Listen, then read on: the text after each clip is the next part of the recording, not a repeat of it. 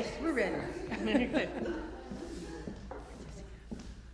So, good. Hello, everyone. We're going to begin our meeting with some music by Peter Mack and Audrey Holscher. Yes. Playing the Graceful Ghost Rag. But before that, Audrey will introduce her piece. Okay, this is Caprice Polski, or Polish Caprice, by Jensina She's a very famous Polish woman composer. She was also a violinist and a pianist. So Peter Mack also knows that she's written a lot of music for piano. She's very famous in Poland. So this is called the Polish Caprice.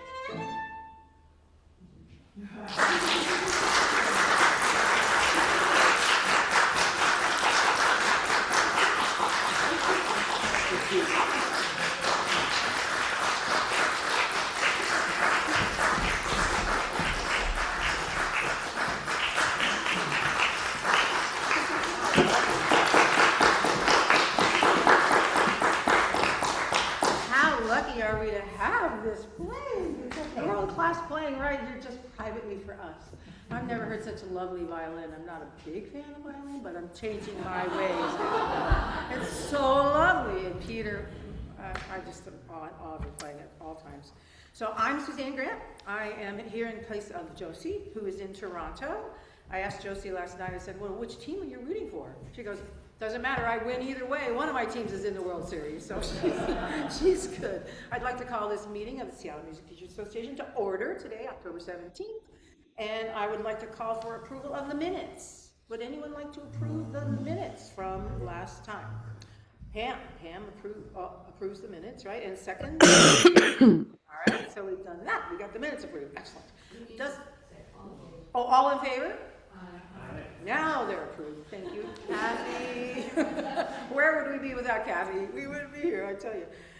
So I don't see any visitors or new members. Am I correct? Audrey, you're a visitor. Are you a member?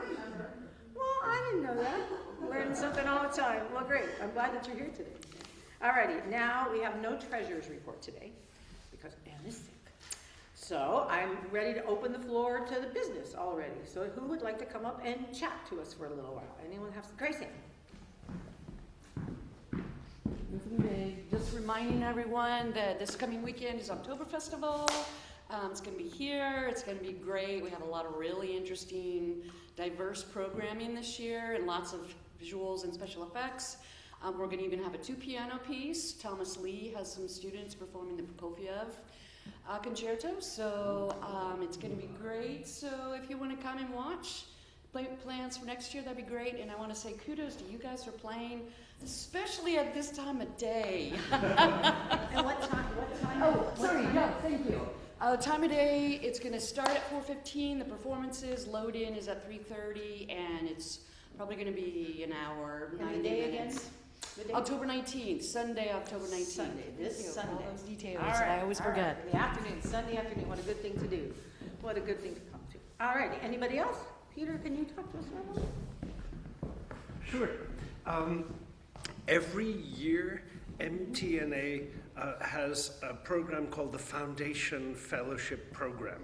And how it works is that special individuals who have contributed to the practice of music teaching and education nationwide or internationally are nominated to become Foundation Fellows.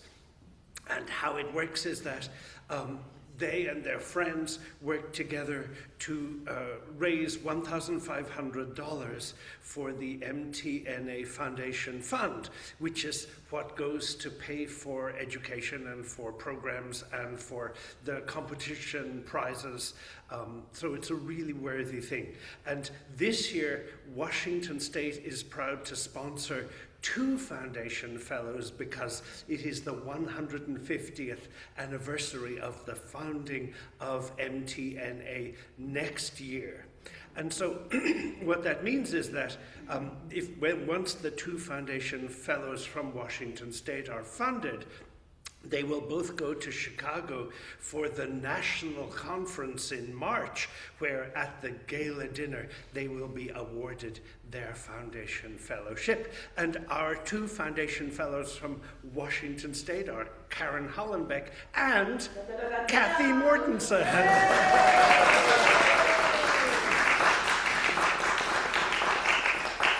And so, Washington State, the organization, has contributed money in both of their, in support of both of their nominations. Seattle Music Teachers has contributed as an organization for both of their fellowships, or for Kathy's fellowship, because Kathy is from Seattle.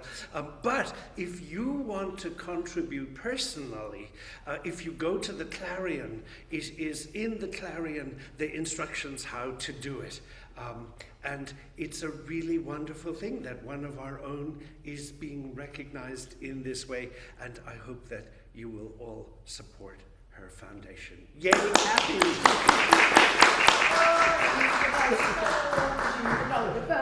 She's a jolly good fellow, which nobody can deny.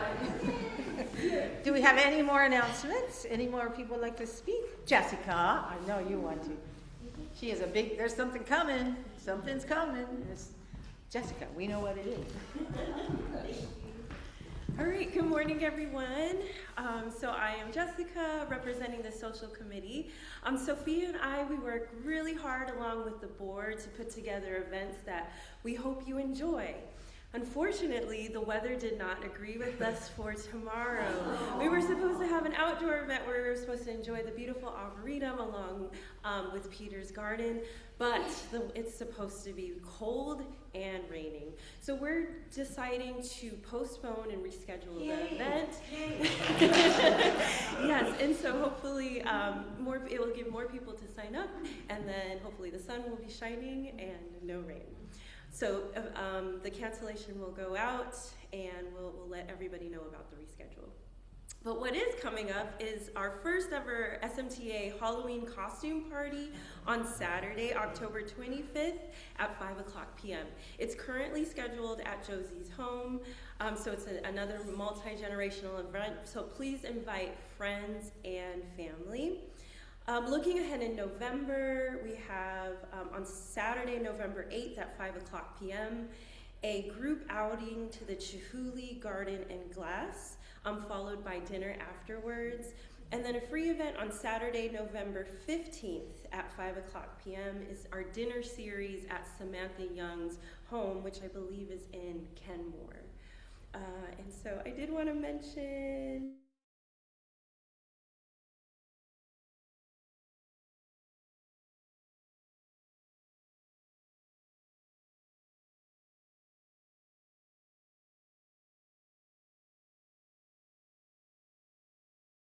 any questions or even suggestions on event, please reach out to us at smtasocialevents@gmail.com. And so questions about Yeah. it, we could just ask you, right? Absolutely. Because of the money for Chihuly and how you get invited to that dinner and all that, right? Absolutely, yes. We just reach out to you? Yes, yes. And the info is also on the website as well. Leanne posts on our social media too.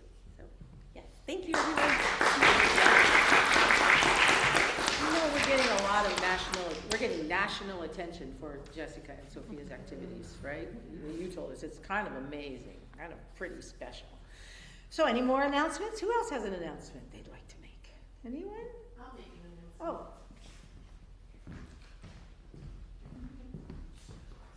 Now that you can't go to the Arboretum tomorrow, if you want, there's a District 1 conference in Marysville tomorrow. Am I anticipating somebody? Anyway, I'm going to go. Kay Zavislak's going to talk about rubato, which I'm always interested in. So, come. I'll announce the speakers real quick. Okay, great. Announcing Jensina Oliver. I was disappointed to miss the garden party, so now I get a chance hopefully to do that. Tomorrow at Marysville United Methodist, 9:30 arrival-ish, but speakers start at 10, so there's like a little window there to arrive. Kay Zavislak speaking on rubato, when is it okay to steal? Our own Michelle Huang here will be speaking about pedaling and nuances with pedaling. And then Yuna Rowe from Washington State will be here talking about creating textures at the piano and then kind of seeing that and experiencing that through the lens of Scriabin. So it'll be a great day. A buffet lunch is included, and it's $60, just register on the website. Thanks. Peter has a question. If we thought that we were going to be busy tomorrow and didn't sign up, can we just show up and it'll be okay? Oh yeah, for sure. Like show up and just register on your phone tomorrow morning when you're at the registration desk. No problem. Like we've got to answer your question, yes, I welcome anybody. If it's pouring rain and you're gonna be inside with us. Also, if you can't make all of them, still, lunch and one or two, just come on up. It'd be great to have you. Great, thank you. We have a few minutes before our presentation, so I suggest, since there's so many snacks back there, why don't we take a little mini break and go get some more food and coffee, and then we'll come back for our presentation. How about that? I hope you all like pumpkin. It's all pumpkin. Pumpkin every day, all the way. It's October. I'll keep this rolling, but you guys can hang out and we'll keep going.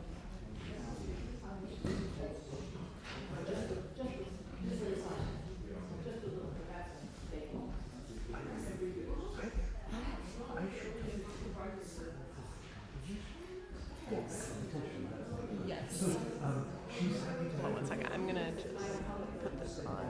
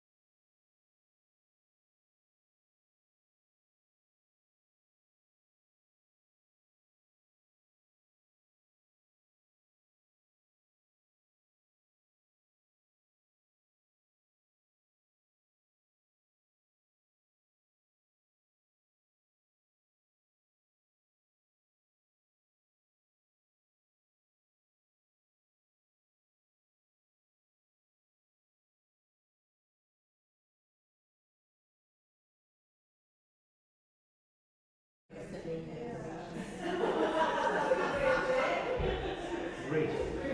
What is the timeline that would work best? She said that she's very open. I hope you're taking this time to get yourself a snack. We'll be back.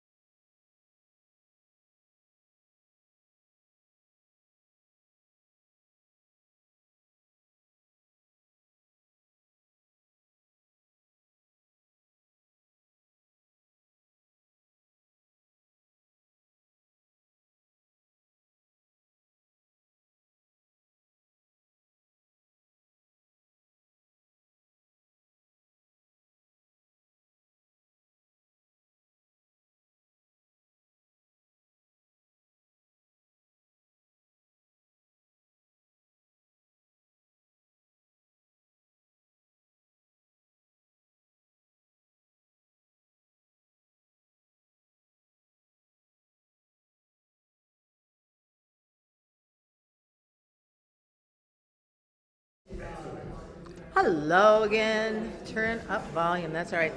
We're about to get started. 1 minute until we begin. In the meantime, no one's listening.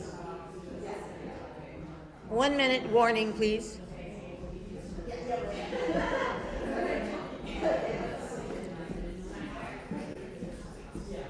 Ding, ding, ding, ding, ding.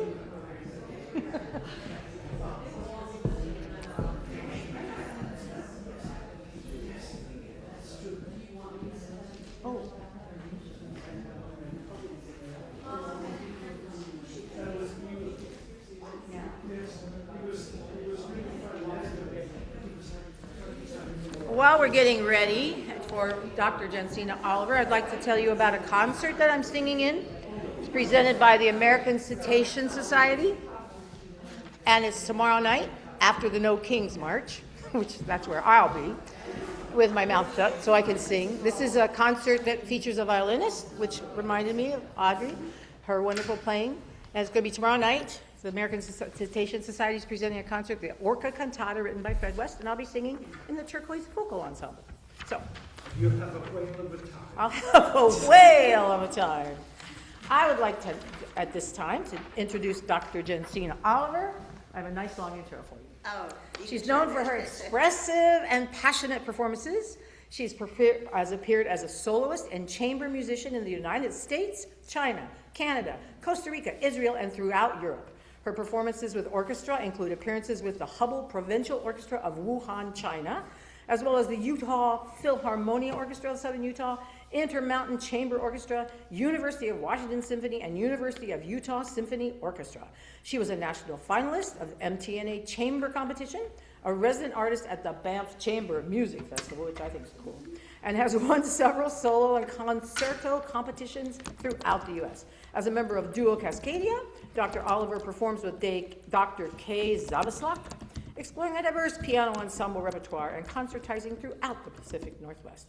She's been praised by critics as, quote, highly talented and with a steely-fingered technique and a flair for panache and drama.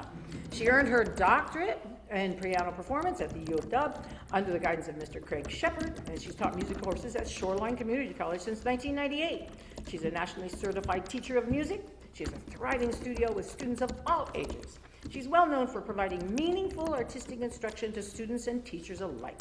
She's a frequent presenter. We're lucky to have her here today, and she enjoys inspiring all with whom she works to reach their full creative potential. She currently resides with her family in Seattle, where she enjoys the beautiful mountains, trees, and water that the PNW provides. Now, presenting Dr. Jensina Oliver, maestro, cultivate rhythmic artistry and nuance by teaching students how to conduct their repertoire.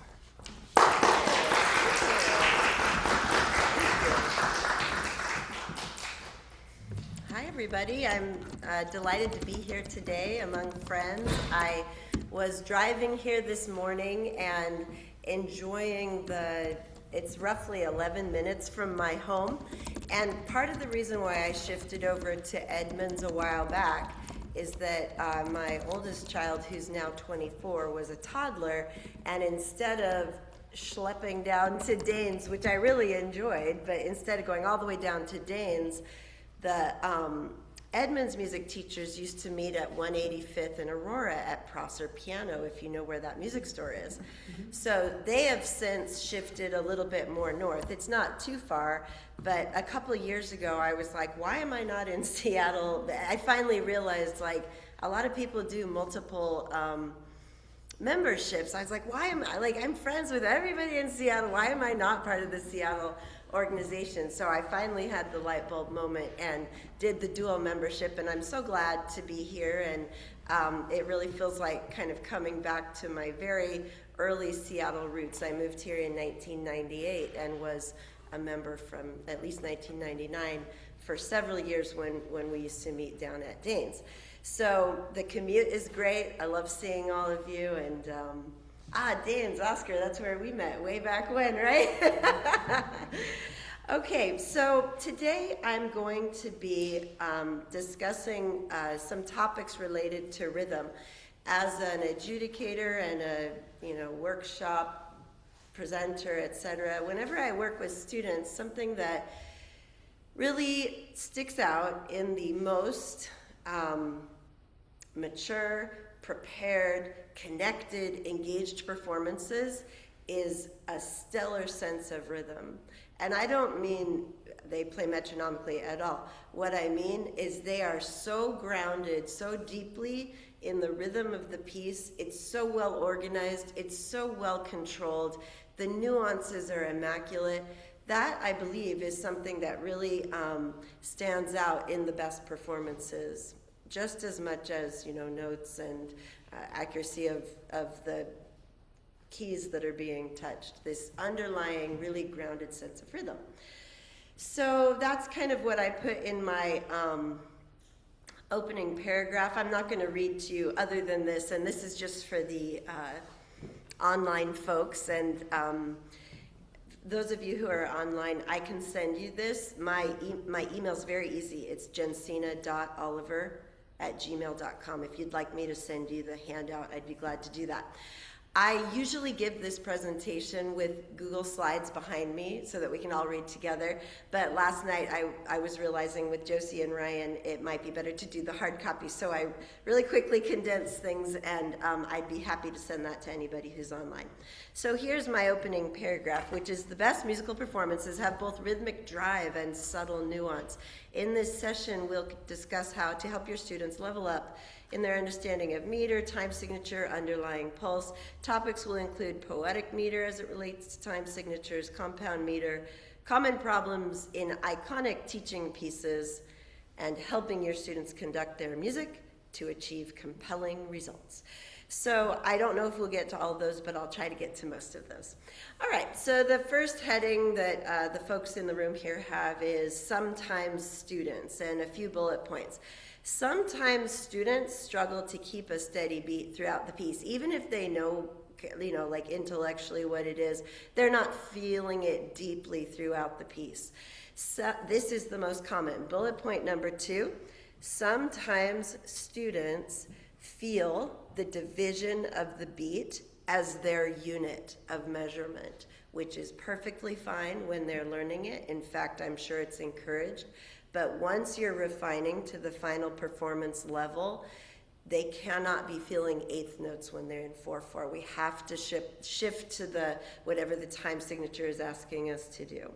Sometimes students need help feeling more awareness of the metric accent, especially in compound time signatures. Let me give you an example. If I just start clapping and I'm going to say, I'm clapping in a mystery time signature, you tell me what the time signature is. Ready? Everybody listen. I'm trying as best I can to make them exactly the same, right? 4/4 has a feel, 3/4 has a feel, 2/4 has a feel, 6/8 has a feel, 9/8, 12/8. Students might be very accurate in 1, 2, 3, 4, 1, 2, 3, but we might not even know where the downbeat is because everything is played so exactly the same. Not to say that we, throw an accent on every downbeat, but just more awareness of the sound of time signatures. Sometimes students struggle reading rhythms at sight. I probably won't get as much into sight reading on this presentation, but these topics will help students for sure. Okay, so the next part of the session, what I'm doing is I'm going to be covering many topics and like points for discussion. I'm realizing to the room, sorry, I keep looking here because I'm like wanting to have the online folks engaged, but I'll try to look up as well. I don't mean to ignore the in-person audience. So what I do is we're going to talk about many rhythmic topics, and then we're going to apply it to a lot of pieces. I brought several pieces. So if you can just bear with me as we sort of discuss a lot of vocab and things, and then we will implement the topics that we're going to discuss. So teaching tools that will help. The next, I don't know if you see this in reverse or. I can take a screenshot and send it to them. Oh, that would be nice. Thank you. Great idea. Teaching tools that'll help. Here is a funny thing to do. And usually, like let's say 75%, it's not even an issue. But in that 25% where they are dumbfounded, it's a really good teaching moment. Just in the middle of maybe a couple weeks into a piece, I'm talking more about like intermediate to advanced at this point, but if you just like hide the time signature and say, what's the time signature? Let's hope they answer correctly. But man, if they don't, it's like a big aha moment of like they're forgetting a fundamental component of what to be thinking about and what to be feeling. And I'm talking about, I do that for my own students. And then if they don't answer correctly, it's not really an aha moment for them, it's an aha moment for me. Like, what have I done to have them like go this far without really making sure they're thinking about that at all times? So focus on the time signature, what it means. I added in my notes here, ask students the time signature, regularly remind them of the beat note, relate the beat note to the tempo marking. That's a very important part of this discussion, is tempo marking as character, and that's on the back half of our program. Be mindful of the metric accent. What is the natural groupings of beats and natural divisions of beats in the given time signature? Another teaching tool that'll help is conducting. One thing I learned from one of my main pedagogy teachers long ago was if you present something as fun and interesting, they will receive it in that way. So instead of like, we're gonna conduct, I don't know if this is gonna be easy or hard, like instead of a very meh presentation of an idea, be like, hey, I've got this great idea, I really think this is gonna help, I also think it's a lot of fun, and teach them the basic conducting patterns. I would say, I have about 10 students, not 40, but all 10 can do like the basic 2, 3, and 4 time conducting patterns. And be silly, have fun. Another thing, singing while you're conducting, so important. I always tell them, I'm not an opera singer. We're just humming a tune. We're just like, this is not singing class. This is musicianship. So really reinforce, they don't have to, they're not being judged or graded. This is just a way to enhance their experience of learning pieces. Conducting expansion and contraction, something I'm going to be using on the examples, is,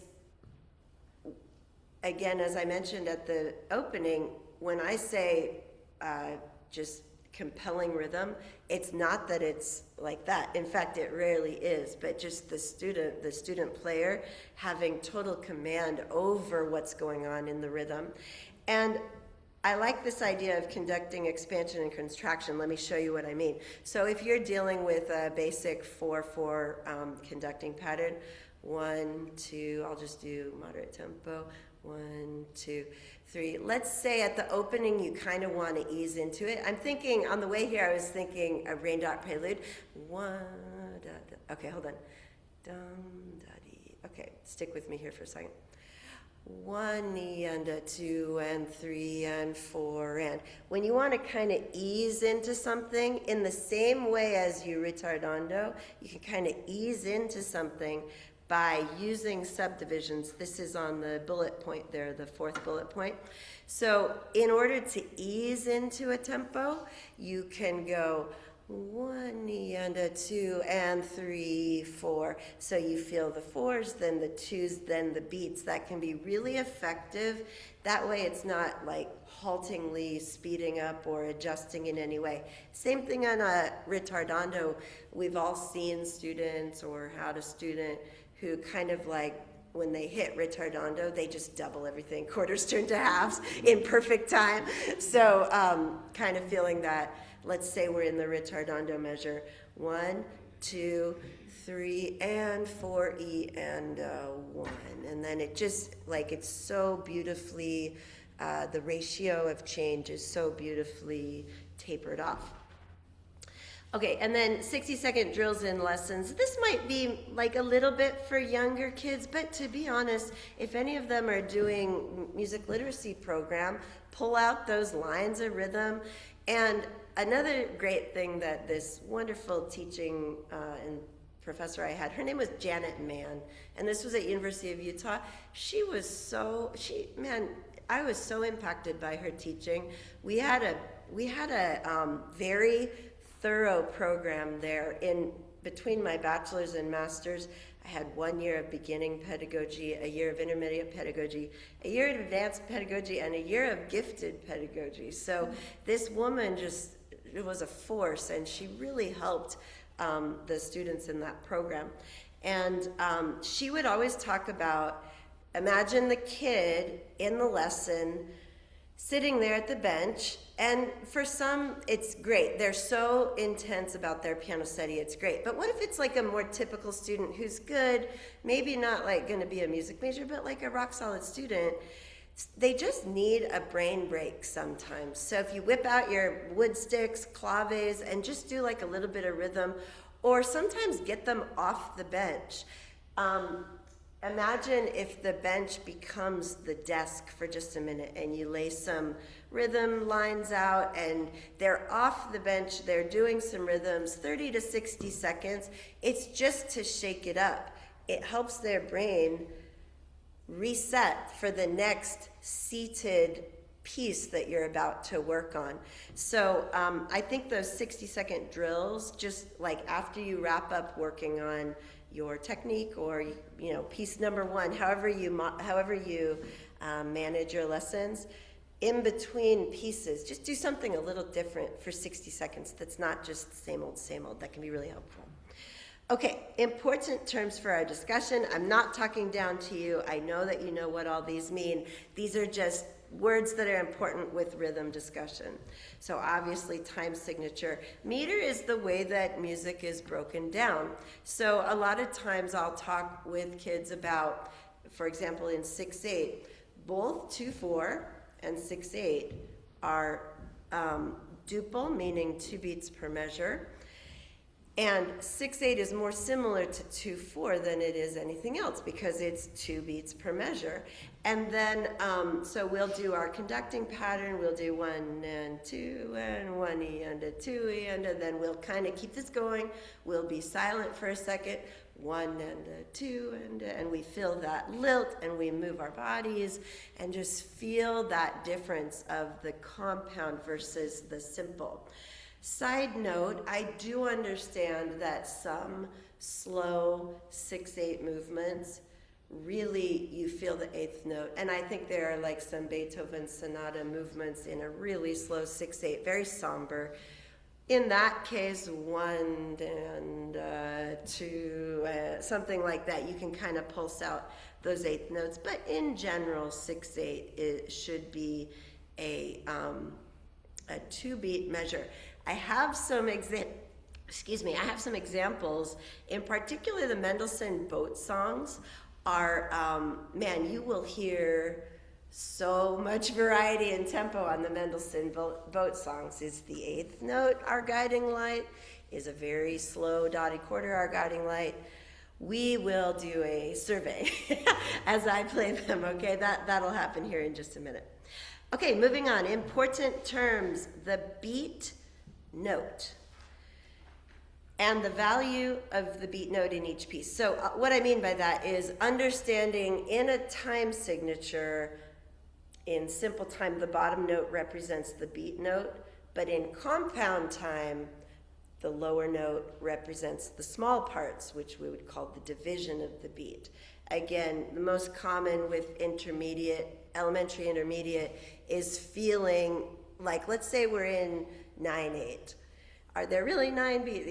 1, 2, 3, 4, 5, 6, 7, 8, 9. It's so clunky just even saying that many numbers. 1 and a 2 and a 3. And getting from counting 9 things to counting 3 larger things. That's our goal. It's totally fine to, in the early stages, get those ratios right by focusing in on the division. But this is your, this discussion is about kind of that final process and leveling up with that. The division note, by the way, when I put beat note and the value of the beat note in each piece, what I mean is knowing what the bottom number of a time signature means in simple versus compound. And then as you study each new piece, having that conversation, what is our beat note, what are we counting? If you just get in the habit of doing that, it's such a quick discussion and it helps like hone in on what they're doing. The division note is the beat note divided. So in simple time, the beat note, like if we're in 2-2 or 3-2, our beat note is the half note, quarter is our division. When the division is divided, that's called subdivision. So in 4-4, beat is quarter, division is eighth, subdivision is 16th. In compound time, our beat notes are actually the dotted quarter in the most common one, 6, 8, 9, 8, 12, 8. Feeling dotted quarter is our beat, eighth is our division, 16th is our subdivision. And not only that, making sure they know in those 6, 9, and 12 time signatures, sorry, I just lost my train of thought, just one quick second. My mind is racing through the next thing I'm about to say. In the, in the 6, 9, and 12 time signatures, the beat note represents something that divides into 3, so it's always dotted. And then that means the subdivision will be in groups of 6. I don't have a great way of counting that. I'm going to be honest with you, after 25, 30 years of teaching, what I end up doing, if you have like 6, 8 with 16th notes, and I'm going to ask you if you have a good way. Okay, so let me tell you first, I usually count things out in 6 at first. 1 and 2 and 3 and 4 and 5 and 6 and then I'll shift into 1 That's the way I've found that works best. But I don't love that, but it's just what I've found. In university programs, there's like this really complex 1 lolly, 2 lolly in some of the sight reading books. Does anybody have any other ideas on that? When there's really complex in 6-8, I just help them find where the 6 are, and then eventually we translate the 1, 2, 3, 4, 5, 6 into 1 and a 2 and find where that halfway point is. Yeah. When I was teaching drumline, I had a lot of students that didn't know time signatures initially. And so what I initially did was just use words that have 3 syllables. And what's cool about it too is then you actually can teach them like low-level vocal coaching techniques of like how certain consonants have punch and certain vowels can like last longer. So I don't have 3 syllable words off the top of my head. I feel the pressure. Yeah, all eyes are on you. Right, but like even just like for when I was trying to teach them 4, it was like there was a difference between like I like bacon, right? Because then it's like which ones have punch or. And I actually found that I have been using that even with my most advanced students that already have like masters in piano because from my experience, when I do numbers, my brain just like, because we don't have like a specific kind of speech pattern for numbers, it's hard to feel that emphasis that you're talking about because we're just like 1 and 2, it's like and doesn't matter. But if I'm doing like, what? Pineapple. Right, if I'm doing like pineapple, or like it's very clear versus pineapple. I love that because that's the P, right?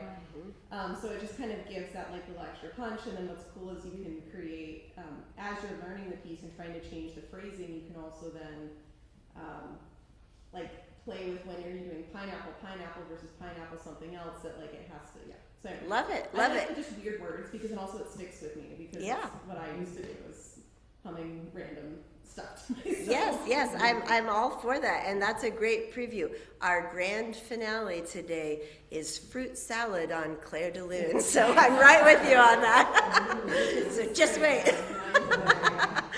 All right, that's wonderful. Another thing, I'm just going to go on a quick tangent on that because I like that. If you come up with some words, I think some of you have heard me use this before, but there are a lot of sentences like this, and I think maybe Peter, I've heard you do this one before. It's like, I'm trying to remember the sentence real quick. I never said I stole the money. I never said I stole the money. I never said I stole the money. I never said I stole the money. I never said I stole the money. You know, so where you put emphasis with words, just going to your point of like how words are great for creating more flow and creating peaks and valleys. That's wonderful. Okay, let's move on to the back side of the paper. And my goal is to kind of get through the next two sections within about 5 minutes. I'll be pretty quick. And then we'll start examining those pieces and implementing these topics with those pieces, okay? So one thing that my dissertation project had to do with rhythm, and I kind of go more deeply into relating poetry to rhythmic, to different meters. But I think what we can do here, one thing I like to do for compound duple, that would be most commonly 6/8, compound triple, most commonly 9/8, compound quadruple, most commonly 12/8. What I like to do for 6/8, because we encounter that usually first in our journey on compound rhythm, and I'm even talking about like when I teach basic music theory classes, not even necessarily piano, but it comes in to play well with piano. Row, row, row your boat. If all the kids know that. So you get going on your 2-beat, and you can do this with me here. I'm going to jump in on Merrily, Merrily. Okay, here. I'm going to start right there. Okay, 1, 2. Here we go. Merrily, merrily, merrily, merrily, life is but a dream. So we feel merrily, merrily. That's a great just way to see those groups of 3. Merrily, merrily, 1, 2, 3, 1, 2, 3. So row, row, row. And they know that. They've known it since they were born. And then you get that sway going. And you can really give them a good example for row, row, row, or for 6/8, for compound duple. Another thing I wanted to mention is that when you're doing row, row, row, or Take Me Out to the Ball Game, or Little Boy Blue is another like common nursery rhyme that's in that feeling. There are only like 4 units that cover 75% of 6/8 time. 3/8 notes, a quarter and an eighth, a dotted quarter, and then, you know, there might be occasionally the 8th quarter, but if they master 3 or 4 little units, and you can put them on note cards and have a little 60-second drill on the bench with different, like crafting different time signatures. And once, this is kind of going to that idea of where I put sight reading rhythm. If they get used to seeing the absolute most common units of the different time signatures, they'll get better at reading it. Because I'm always telling them, all the rhythms have all been written, for the most part. I know we can find exceptions, but like if they get used to typical rhythms, then when they encounter them, they won't be so nervous. Oh, thanks. Appreciate that. Appreciate that. Okay, so simple duple, great examples are the ABC song, Twinkle Twinkle, same thing. And then simple triple, I usually do, Happy Birthday is a great example for feeling 3 because they know it so well. And it's a great example for what beat does the music start on? Happy, and they can feel that, the sensation of pickup, and know what the pickup is coming in on 3. The difference between simple, quadruple, and duple can sometimes be a little bit tricky, but it's really just a sensation like of a little bit longer units. Even Mary Had a Little Lamb, Mary had a little lamb. It just feels longer somehow. You are my sunshine, you know, something like that. So 4 versus 2, it's not always quite as straightforward as triple versus 2 or 4, but 4 phrases in 4 have just a sensation of a longer line. Okay, now I love talking about this one, tempo markings as character. Now I've left these open because I have created a list. And what I did was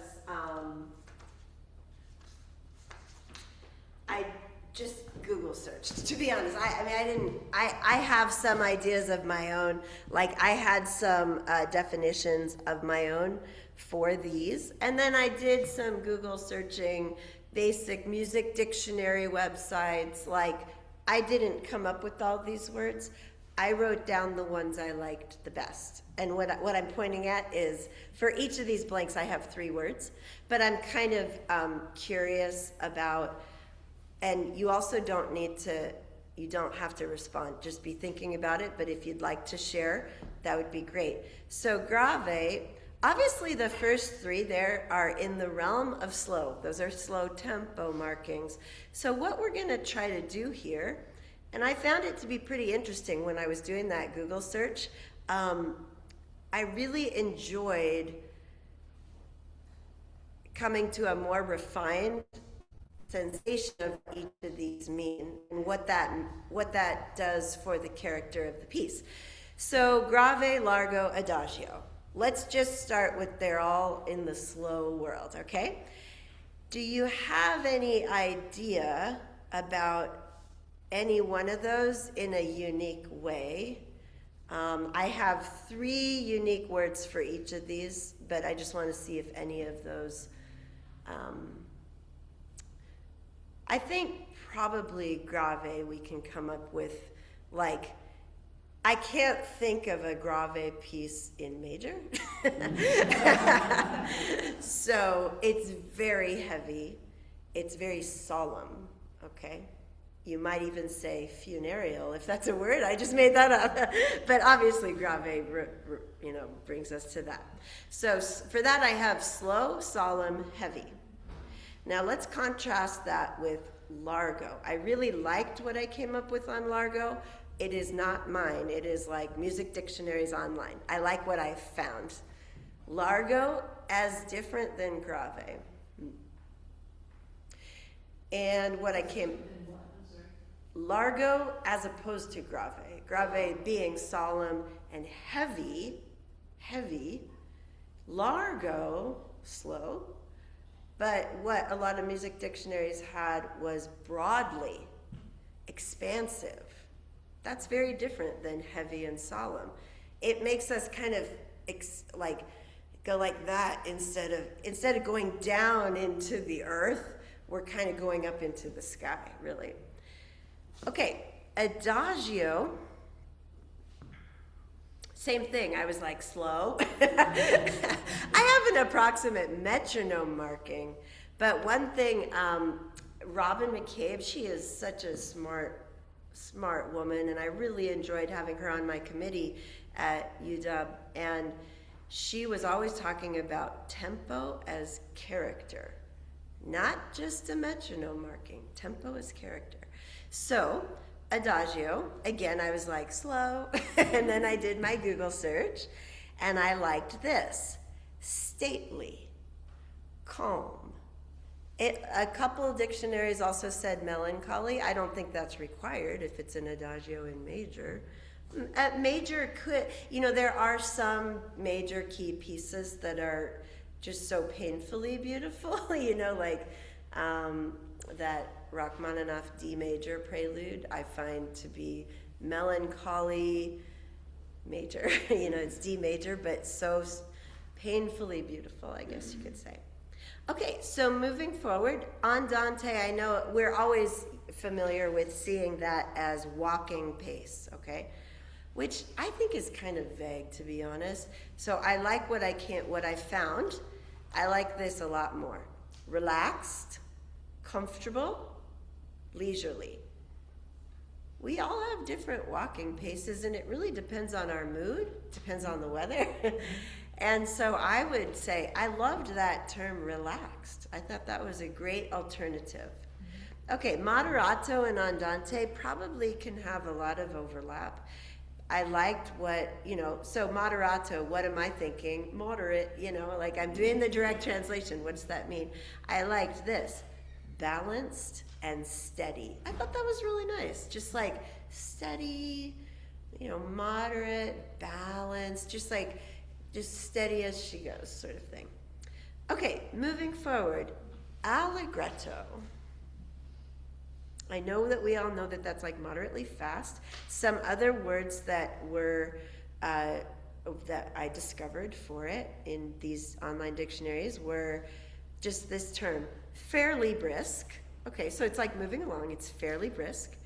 And then another thing which I think tracks with every allegretto I can think of, which I'm just thinking like 4 or 5 allegrettos that come to my mind, can be lighthearted. So there's a lighthearted sensation to that. Okay, we're going to move on to Allegro, Vivace, and Presto. And before we do, I would like you to maybe just think of some words, because on these you probably have words beyond just fast. So would anybody like to share a word? Also, it's okay if your Allegro and Vivace kind of overlap. Does anybody have a word they like to share for Allegro to add to fast? I usually say happy. Yeah. Cheerful. Yeah, a lot of the dictionaries had fast, cheerful, and bright, and then spirited. Usually we might see that Allegro spiritoso, a lot of times spiritoso will be in there. Okay, now let's say somebody just said something that is often in with Vivace. So we all know like life, so lively, and then energetic. So energetic is attached in music dictionaries to Vivace. Okay, now I really liked the one I discovered for Presto, which we all know is very fast, but I liked these 3 words that I also found. Rapid intensity, indicating excitement and urgency. That's great. Yeah, I really thought these extra words that I never really took time to digest, other than cheerful and allegro probably, and very solemn and grave. I think these are really helpful, and I was glad that the good folks at the Music Dictionary online helped me find. I probably drew from maybe four sources. Okay, so let's take our last 15 or so minutes and talk about some pieces that I brought to you.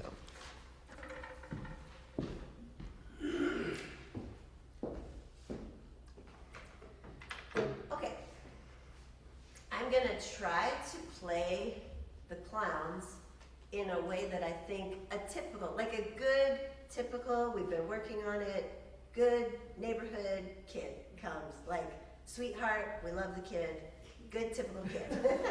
Not MTNA high schooler, okay? Okay, let me think.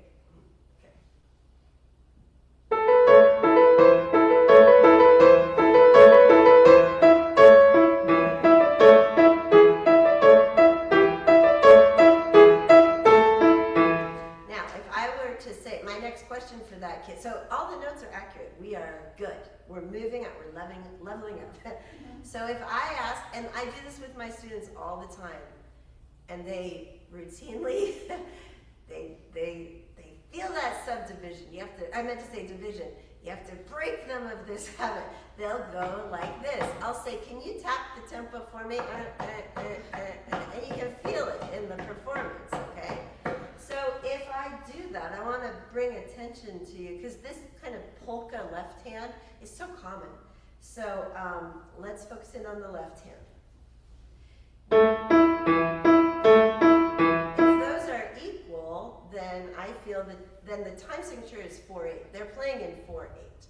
They're making each 8th note important. Now, what if, I know that we all know, like, make the repeated notes lighter.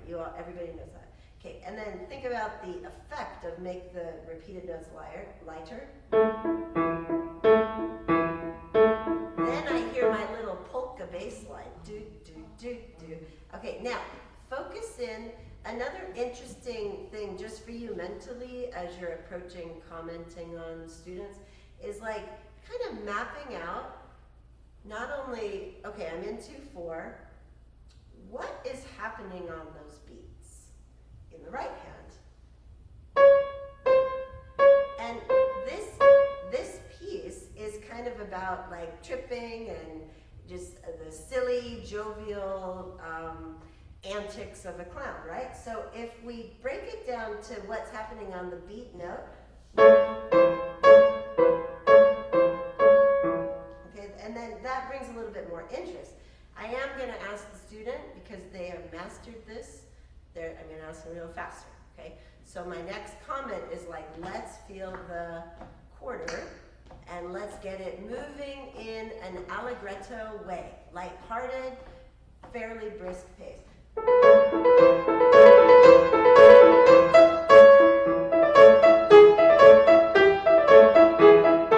then it's like a lot more interesting because we have nuance here. We hear the bass line, we hear the back and forth of C sharp to C natural, major, minor, major, minor. It's clumsy and funny, things like that, okay? Moving on to the spinning song, very similar concept.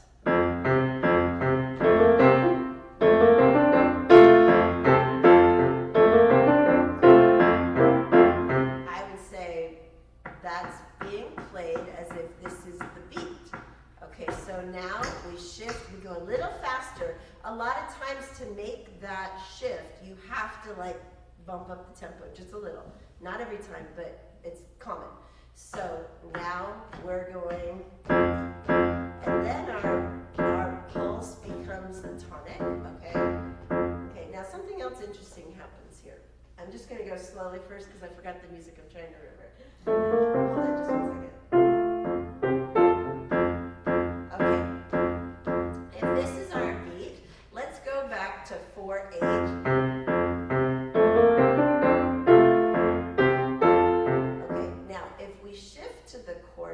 There's much more syncopation in the right hand.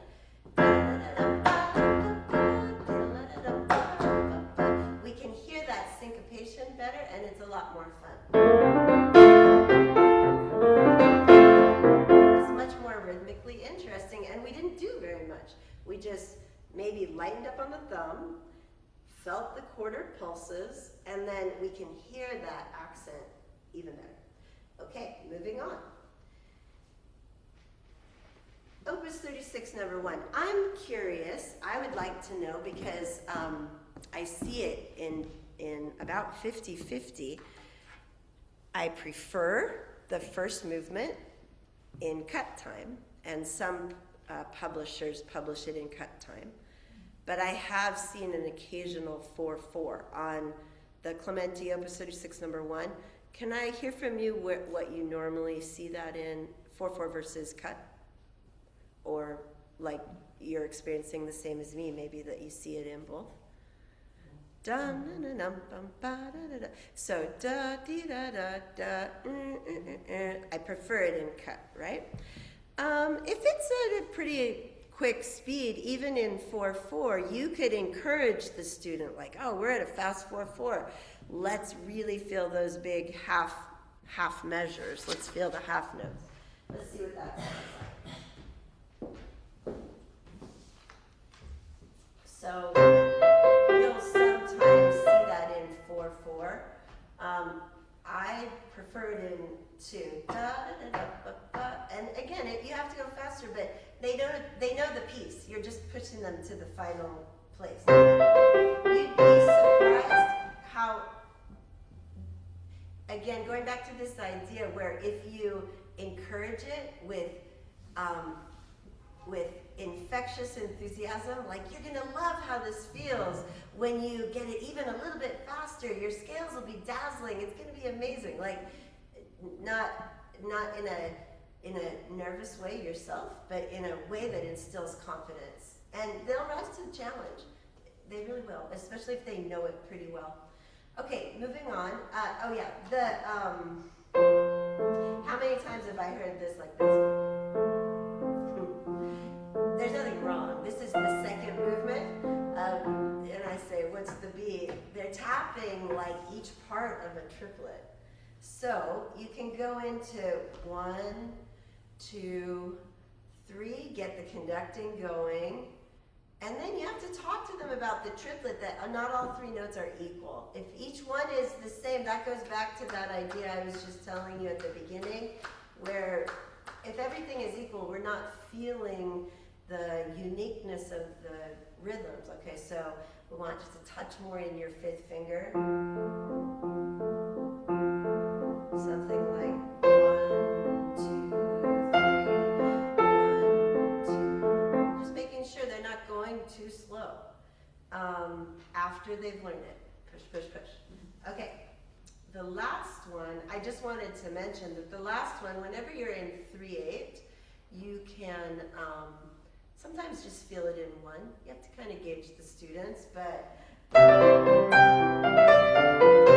sometimes 3/8 can just be felt in a nice big 1. Okay, moving on. Bach preludes.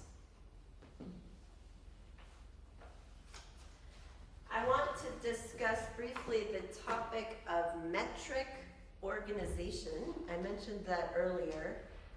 This is, again, it's like sometimes composers, and beyond the scope of today is like tricky, displaced downbeats and tricky stuff. I'm just talking about standard things that you might encounter.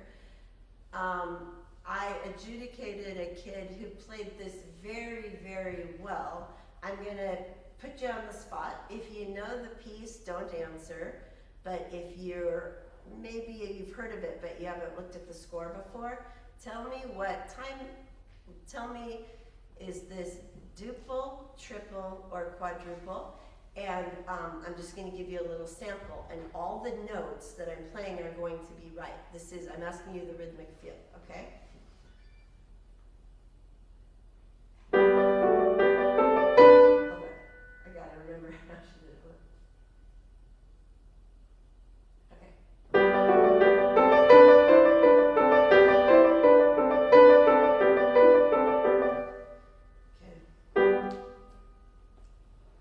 And this is my quarter pulse. So I'm asking you what the time signature is. 2/4 or 3/4. Okay, ready?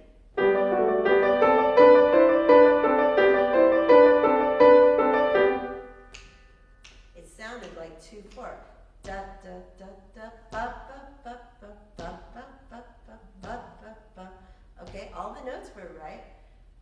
Now let's sing that. Now let's get the 3/4 going. 1, 2, hold on. Okay, 1, 2, 3. Sing the melody in 3. Ya da da da dee da da da dum ba dee da da da da da da da boom. And if you why does that happen? It happens because there's like a strong thumb note, or there's a tonic chord. There's a tonic chord there on beat 3. The ear is like, ooh, 1, I'm home. That's my beat 1, you know? So organizing beyond what the thumbs might erratically do. There's another piece. I didn't bring it with me. Hold on 1 second. Okay. There's a piece, it's like Tarantella by Piazzonka or something like that. And the middle section, it's in A minor, the middle section's in A major. Okay, this is how I hear it played all the time. That's a very popular piece in the state of Washington. I hear it every year in adjudications. Da da dee da da da. Okay, it's a pickup. Da da da dum ba dee da dum ba dee da dee da. Okay, so where's the downbeat? Don't force other stuff where there's no indication, like there's no accent, there's no displaced complexity. And so, going back to your idea of the words, I always sing with them. I go to here, I go to there, and then we go to just make up words on the spot that help, and not only make up words, you got to say it with the intention of where the beats are, where the rise and fall is. I love that one in particular about the displaced sense of meter and time signature. Okay, I've got a couple more. I think we're going to be right on time here. Okay, so that's G major of book 2. I wanted to show you G major of book 1 as well. I have a student working on this, so it's fresh in my mind.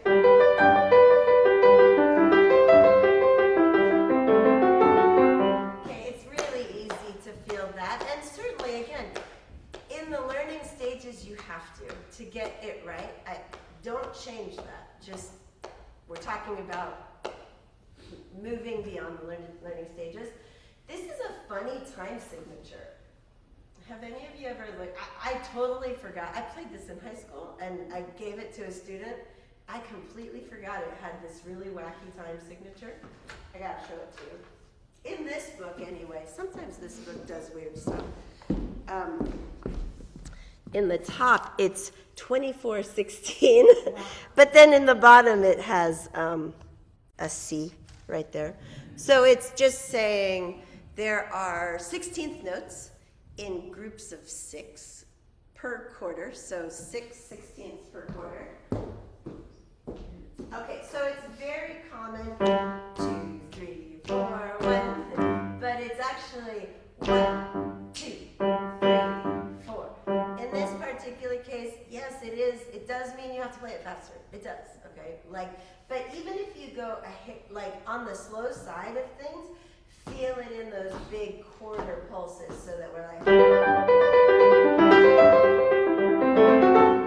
feel it in the quarters instead of feeling it in the eighths. Another good similar example to that would be, I'm trying to use student pieces because I didn't have this is more advanced, but I'm going to say familiar. Okay, so here's another one, kind of similar situation. This is how it would be brought to me probably. And then I say, what's the pulse? And that's how they play it. Now, let's get a kind of moderate, balanced 4/4 going. 1, 2, 3, 4, 1, 2, 3, 4. If the composer wanted us to feel each of those as a beat, they would have written it in a time signature which reflected that intention. The composer wants the beat to be the quarter note. Okay, moving on. Almost done. B flat minor. Same thing here. People feel that as the guiding pulse, make sure it's 1. Let's see, hurry. 3. So it takes a second to find it. Give yourself grace. Give yourself a minute to find things. Have the kid do a really slow. This is lento, by the way. So it's in our slow realm. I would say it's very introspective. That would be a word you can use. 1, 2, 3. That way the melody notes don't die. There has to be something pushing forward instead of a zillion vertical moments. This whole discussion is about the horizontal element of music. Okay, I have 2 more good ones and we'll wrap up right on time. Actually, hold on, I'm gonna go real fast and do, this is the one in question I was telling you about, the F sharp minor.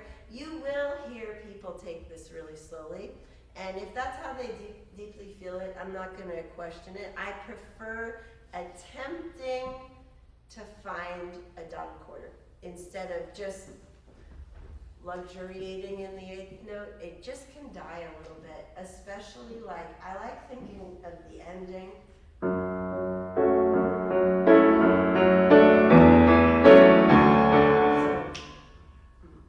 So, something like that.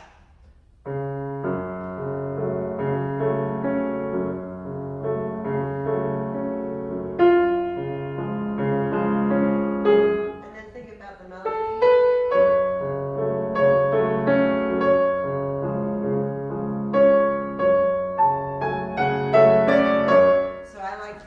In the dotted quarters. If it doesn't, it really risks that sense of vertical death. Too much time on each vertical moment. Okay, last ones are Moonlight and Debussy. I can do this really quickly. Moonlight Sonata is another one that, what's the time signature? First movement, cut time. That's crazy, right? Because it's so slow. So, it's tricky because the beaming on the score is in groups of 3, but you have to teach them to think of it in groups of 6. 1, 2, 3, 4, 5, 6, 1. Oh wait, it's in 2. 1, 2, 3, 4, 5, 6, 1, 2, 3, 4, 5. And you have to be really serious about it, like not unfun, but like this is a really somber piece. It's like the most deep thoughts, the most introspective. And because I wish I had brought that score, I'm pretty sure the marking is adagio sostenuto.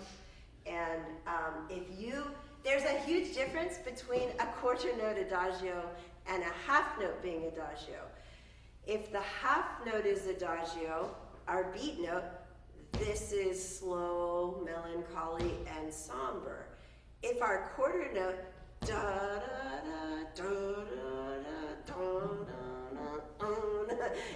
the piece will never end, and it just that's why people don't like when is if you're playing it in 4/4. Play it in 2, and it's a totally different ballgame. So you want to feel just to build on that. It's those thumbs. Don't let it be triple. Okay, so the second, like the 4th piece of the 6th unit, 1, 2, 3, 4, 5, 6, 1, 2, 3, 4, 5, 6. So the interior thumb in the unit of 6 has to be so carefully crafted. Okay, last one. Time signature of Claire de Lune. Think back. What's the time signature of Claire de Lune? 9. Yeah, 9/8. Okay. So I 100%, like at my mom's house with my mom's score, I have 1, 2, and 3, 4, 5, and 6, 7, 8, and 9 written in all over the place. I loved my high school teacher. I have no criticism. Like, that's probably how she was taught. I have it's fine. It's fine, okay? But I think what she probably did was tell me to accent or emphasize, let's say emphasize, 1, 4, and 7, which she's halfway there, right? Like, that's okay. But I don't think we should be saying things like 7 and 8 and 9 in 9/8, right? It's like clunky and cluttered. Let's simplify it. We want things to be like streamlined. We want like a simple approach is a better approach. So no more 9, Claire de Lune. We feel 3. And it's rather slow, right? So I'm trying to find my tempo. 1, da, da, ba. And you kind of teach them how, it's great to watch conductors and like we can kind of linger, and we do that with our hands, and the better they can get at doing that with their hands, it translates. Okay, now, when we go in 9/8 into the little duple, triplet things with the 2 over them, duplet, I'm gonna sing it a little bit. So I use cantaloupe and apple, okay? So it's like cantaloupe, no, and then pears for dotted quarter. Sorry, just give me a second, and I'll sing through. When there's a tie, I'm gonna sing through the value, okay? Cantaloupe, pears, pears, cantaloupe, pears, pears, cantaloupe, apple, apple, cantaloupe, pears, pears. This one's easy. Cantaloupe, cantaloupe, cantaloupe, and we can feel pushing a little. So cantaloupe, cantaloupe, cantaloupe, cantaloupe, pears, pears. Cantaloupe, cantaloupe, cantaloupe. Stick with me, da, da, da. Cantaloupe, pears. Okay, so then you move on to the next page. Apples, cantaloupe, cantaloupe, cantaloupe, apples, pears. Apples, cantaloupe, cantaloupe, cantaloupe, apples, pears. Now this one's important. Apples, apples, apples, cantaloupe, cantaloupe, pear. Put words with it. All of a sudden it just comes to life. Let me tell you one last thing on that one. On this one right here.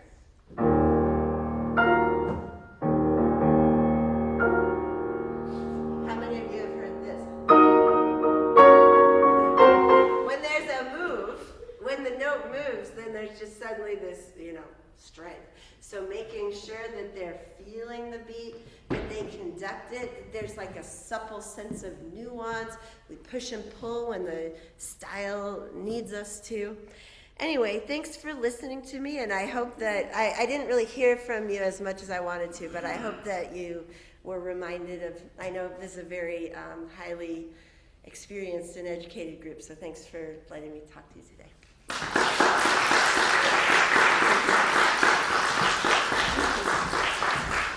that was so great. So much that we can learn, that I can learn personally anyway, and that we can use in so many ways. The only problem was you stopped playing. Every time you stopped a piece, started a piece, and stopped, like, no, keep going. So beautiful, you're playing so great. So I believe this is the finish of our meeting. We will call the meeting an end. And I'll see you all again next time.